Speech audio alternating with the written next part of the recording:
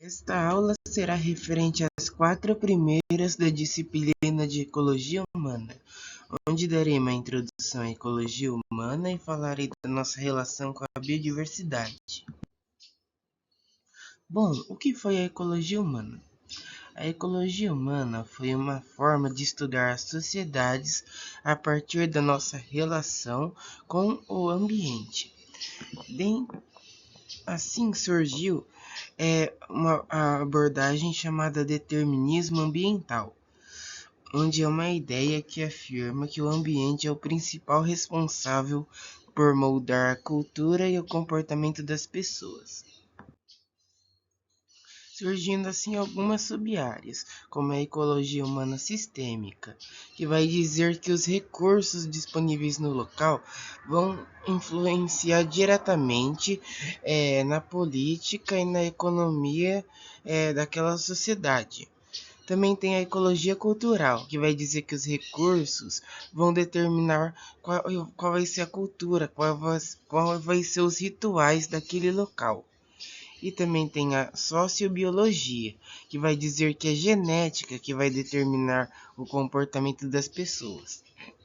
Também vão existir conceitos como o neomalthusianismo, que com base na teoria de capacidade de suporte da ecologia de populações, vai dizer que há um limite no ambiente para suportar determinada quantidade de indivíduos, pois a quantidade de recursos é finito.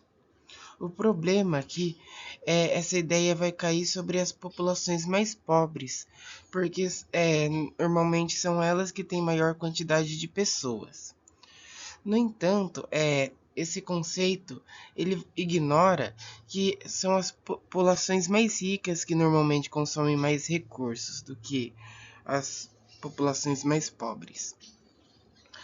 Além disso, todas essas sub-áreas acabam meio que simplificando as coisas, pois ignoram que os sistemas políticos e econômicos eles são complexos e eles não se resumem a apenas um fator.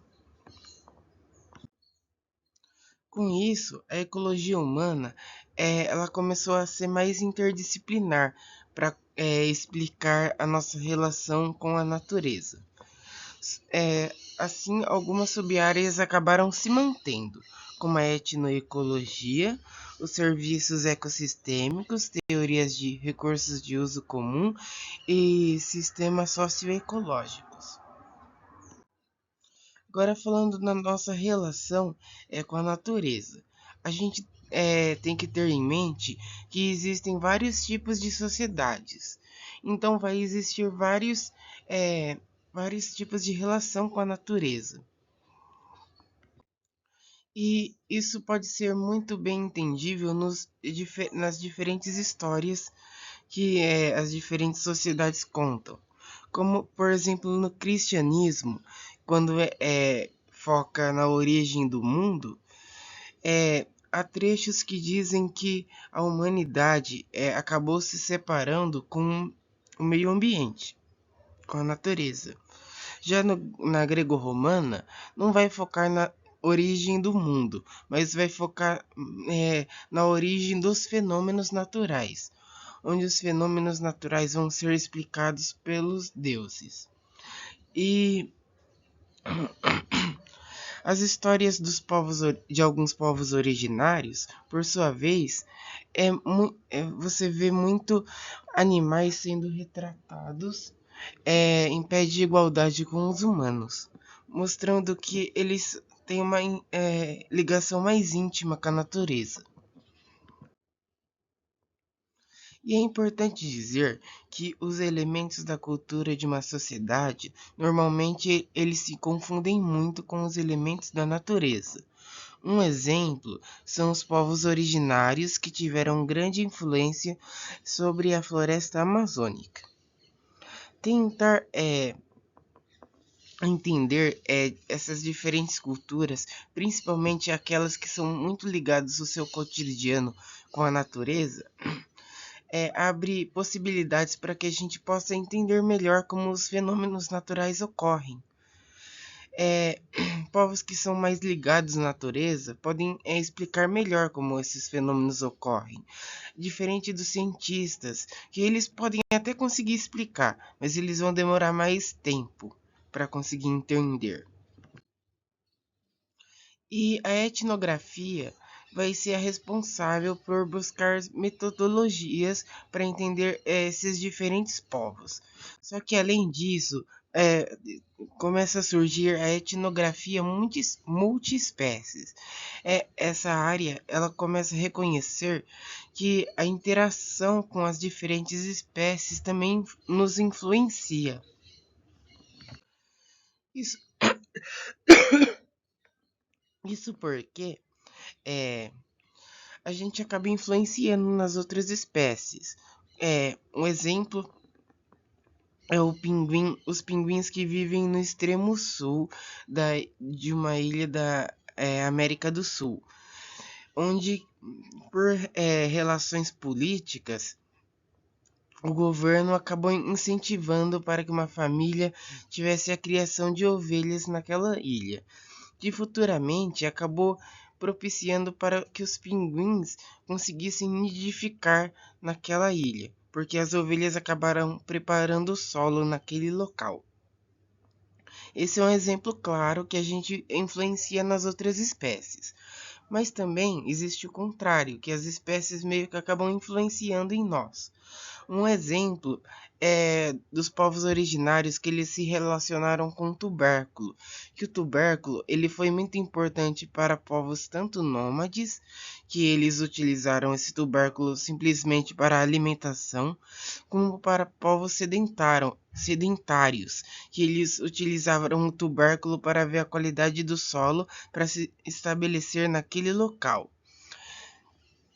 Além disso, espécies que são muito interativas com nós, como por exemplo os elefantes, pode ver que eles são muito presentes na cultura daquele local, como por exemplo participando de rituais. E ainda existem exemplos aqui no Brasil, como por exemplo em Laguna, onde os golfinhos eles são muito presentes no cotidiano dos pescadores, pois eles ajudam a identificar, a mostrar onde que estão os peixes naquele local. E como troca, os golfinhos eles pegam os peixes da rede dos pescadores. Todos esses exemplos é para mostrar que as diferentes espécies elas não são só um produto da nossa cultura, mas sim são personagens ativos, agentes ativos que interagem com a nossa cultura. E a etnografia multiespécie começa a reconhecer isso. Mas além desses exemplos de interações positivas, como a gente bem sabe, existem interações negativas entre nós e a fauna. Essas interações negativas que vão ser tanto ruins para nós como para a fauna, a gente chama de conflitos. E esses conflitos eles ocorrem muitas vezes com animais onívoros e principalmente animais carnívoros de grande porte. Isso porque eles meio que competem com a gente pela predação, pelo consumo de outras espécies. Por exemplo, o gado. E não só o gado, muitas vezes esses carnívoros acabam predando os humanos em si.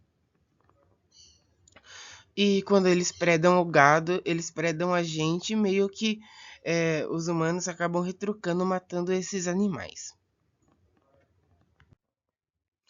E para que a gente possa promover coexistência, que esses animais possam viver com a gente no mesmo local, a gente tem que promover ações para minimizar os danos, tanto biólogos como os governos em si.